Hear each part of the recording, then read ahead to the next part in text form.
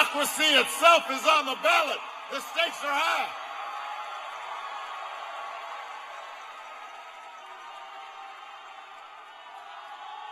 Yes. The stakes are high.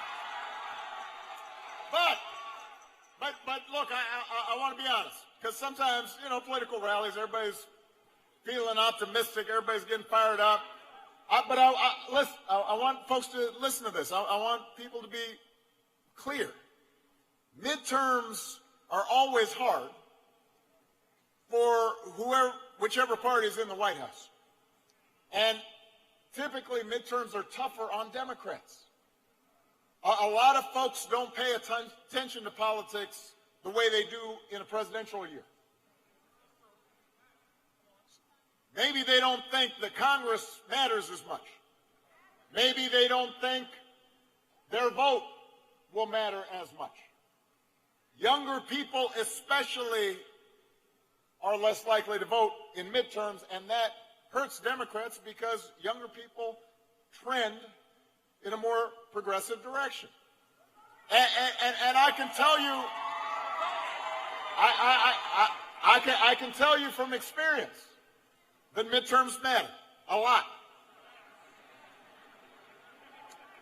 Well, some of you are too young, but let me refresh your memories or give you a history lesson.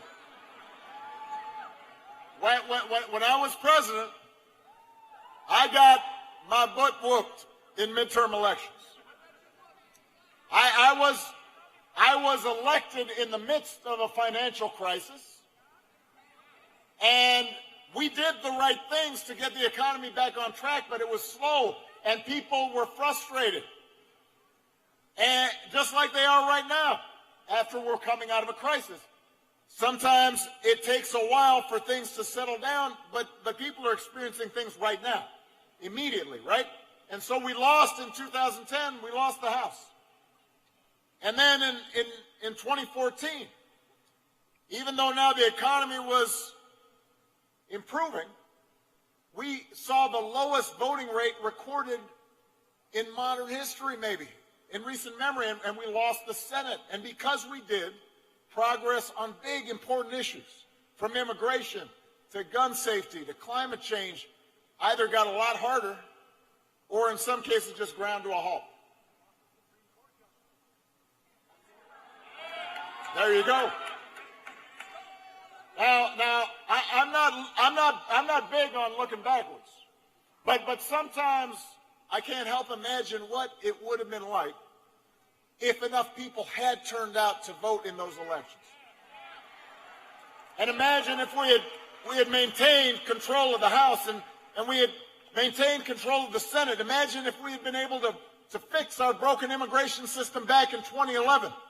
Imagine if we had been able to pass meaningful gun safety legislation back then to prevent more deaths. Imagine if we'd been able to reduce our emissions even further than we did. We'd be further along in avoiding the worst impacts of climate change. If we had kept the Senate in 2014, we'd have a very different Supreme Court making decisions about our most basic rights.